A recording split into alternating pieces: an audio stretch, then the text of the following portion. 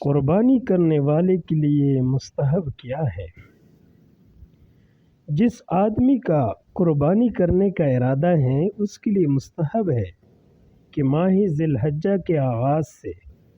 جب تک قربانی کا جانور ذبح نہ کر لے اپنی جسم کے کسی عضو و جز سے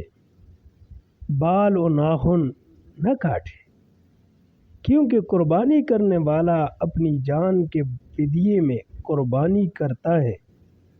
اور قربانی کے جانور کا ہر جز قربانی کرنے والے کے جسم کے ہر جز کا بدلہ ہے۔ جسم کا کوئی جز نزول رحمت کے وقت غائب ہونے کی صورت میں قربانی کی رحمت سے محروم رہنے کے مترادف ہے، تو اسی لیے جناب محمد الرسول اللہ خاتم النبیین صلی اللہ علیہ وسلم نے مذکورہ حکم دیا ہے۔ لیکن یہ مذکورہ حکم کہ ماہ ذی الحجہ کے آغاز سے قربانی کے دن تک جسم کے کسی عضو کو نہ کاٹنا، ہاں لیکن اگر 40 دن سے زائد مدت ہوئی ہو